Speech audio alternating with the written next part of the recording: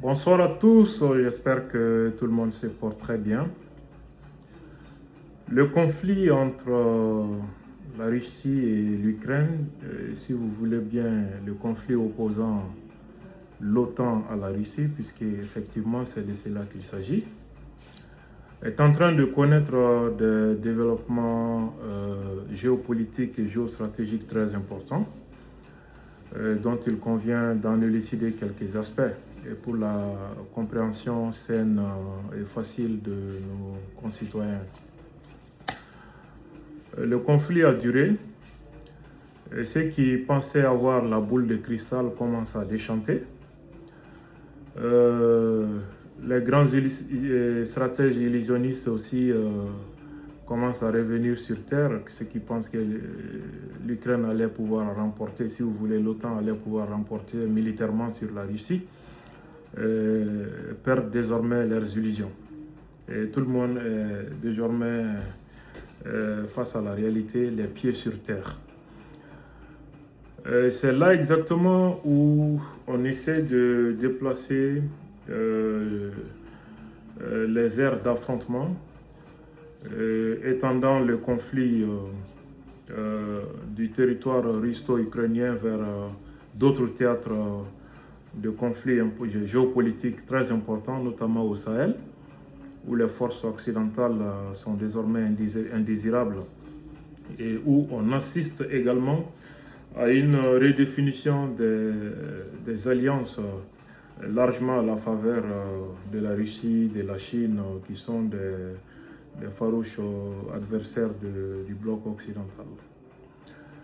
Et voilà pourquoi l'Ukraine a été impliquée et cette implication a été assumée par le diplomate ukrainien qui était en poste à Dakar et qui a été limogé après, et qui a assumé que son pays, l'Ukraine, a participé à ces attaques terroristes meurtrières contre les forces armées maliennes et leurs partenaires russes dans la localité de Tinzaouaten en 2024. Donc ça veut dire que le conflit entre l'OTAN et l'Ukraine ne connaît plus de frontières géographiques, devient désormais un conflit majeur géostratégique et géopolitique qui s'étend partout où les intérêts occidentaux sont menacés et partout où la Russie est en train de gagner en influence. Très important à retenir. Et ces derniers jours ou semaines, nous assistons au développement d'un autre épisode de ce conflit, toujours en Afrique. De plus en plus, on voit des vidéos qui deviennent virales sur les réseaux sociaux où on est en train de dire que voilà, la Russie est en train de recruter des Ghanéens, des Kenyans, d'autres pays africains pour aller participer à la guerre contre l'Ukraine, etc. Et on essaie d'intimider les autorités de ces différents pays africains. Et généralement, Kenya, Ghana, c'est des pays où l'Union européenne essaie de renforcer sa présence et son partenariat après qu'elle est devenue indésirable au Sahel. Donc, et c'est des pays aussi où il y a des présomptions que la Russie devient de plus en plus influente.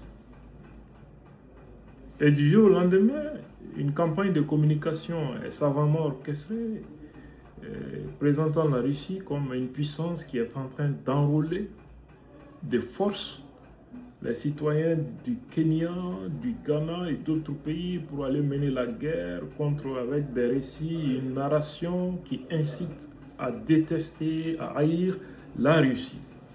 On est dans ce qu'on appelle la guerre de représentation.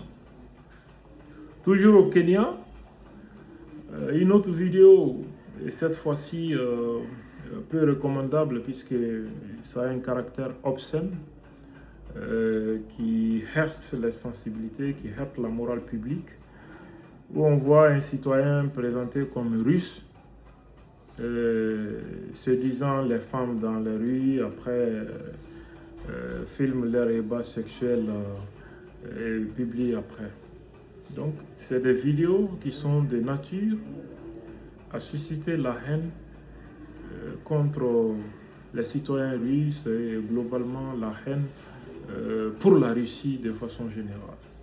Alors, pourrait avoir intérêt à ça? Est-ce qu'un citoyen russe, si lointain du continent africain, a intérêt à venir filmer les femmes au Kenya et publier? Qui a intérêt à ça? Finalement, quand un crime est commis, on pose la question, qui a intérêt au crime? Pourquoi c'est maintenant qu'on est en train de faire ce genre de comportement?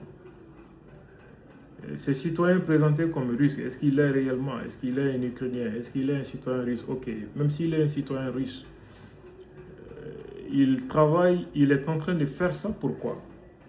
Pour rendre service à qui? Pas à la Russie ni au gouvernement russe quand même. Donc, il doit être en mission. En mission de qui? À qui profitent les crimes? Bien sûr, puisque cette vidéo, tout le monde peut comprendre que l'intention cachée derrière ne pourrait être autre chose que de susciter la haine pour les citoyens russes en Afrique et pour la Russie de façon générale. On sait que les gouvernements, diplomates et même médias qui se donnent à fond pour atteindre cet objectif sont désormais connus et donc à partir de là, c'est pas difficile de savoir qui sont réellement les commanditaires de telles pratiques. Les derniers épisodes en la matière, et déjà les renseignements extérieurs russes ont déjà établi, c'est officiel, que puisque les États-Unis sont de plus en plus réalistes quant à ces conflits et qui ne croient plus à une victoire de l'Ukraine sur la Russie, essayent d'arracher un accord qui ne plaît pas aux Européens. Alors, selon les renseignements extérieurs russes, les Français et les Britanniques préparent une autre bêtise stratégique. Ça, c'est de créer les conditions pour que l'Ukraine puisse avoir l'arme nucléaire et l'utiliser contre la Russie dans ce contexte. Aider l'Ukraine à posséder l'arme nucléaire, donc en violation du droit international portant sur la régulation de la prolifération des armes nucléaires. Donc ils violent leurs engagements internationaux, ils ne l'ont d'ailleurs jamais respecté, en permettant que l'Ukraine possède une arme nucléaire pour frapper la Russie avec tous les scénarios catastrophiques qui pourraient s'en suivre. Et malheureusement, tout le monde est conscient de ces dangers, sauf les idiots stratèges de ces deux pays, surtout de la France. Donc imaginez, la Russie a déjà menacé de riposter à la hauteur de l'attaque contre son territoire, une attaque nucléaire contre son territoire. Et donc, apparemment, les Français et les Britanniques sont en train de préparer tous les ingrédients pour que le monde bascule vers l'apocalypse. Que Dieu nous en préserve et que la sagesse prévale désormais. Et enfin, Donald Trump menace toujours de frapper l'Iran. Pour le moment, on est dans la guerre psychologique et la guerre des représentations. Tantôt l'Iran tue ses propres populations, tantôt l'Iran soutient le terrorisme, tantôt l'Iran cherche l'arme nucléaire pour détruire l'Israël, tantôt non, l'Iran cherche à développer l'arme nucléaire pour frapper les États-Unis sur leur propre sol. Donc on multiplie les narratifs pour diaboliser l'ennemi, justifier l'action que le pays de l'oncle Sam veut bien mener. Mais le monde musulman doit cesser d'être naïf. Parce que toute guerre majeure contre l'Iran, dans un contexte comme ce que nous sommes en train de vivre, privera quand même les musulmans de leur devoir sacré qui constitue le 5e pilier de l'islam. C'est-à-dire qu'il n'y aura pas de pèlerinage à la Mecque si jamais les États-Unis décident de déclencher une guerre majeure contre l'Iran dans cette période. Donc voilà pourquoi certains travaillent coûte que coûte pour ouvrir la boîte de Pandore. Et Dieu seul sait là où ça va mener le monde, parce que l'Iran n'est pas désormais n'importe quel adversaire.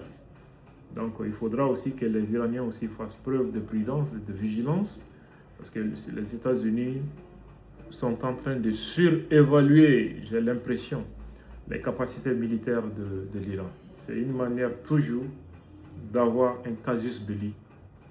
Donc c'est comme ils ont fait en Irak, présenter Abu Musab Zarqawi comme le pire, les dangers qui est capable d'affronter, de défier les États-Unis pour justifier leur intervention. Et comme ils l'ont fait d'ailleurs également dans d'autres théâtres d'opération. Donc la guerre ne se mène plus, je me demande même si ça a été le cas une fois, uniquement par des armes létales. Il y a désormais l'information qui fait partie des moyens par lesquels on mène la guerre, et parfois de manière plus efficace et plus destructrice. Que Dieu nous en préserve, que la paix prévale désormais au Mali et même dans le monde sur toutes les autres logiques de haine et de violence interminables. Shalom à tous.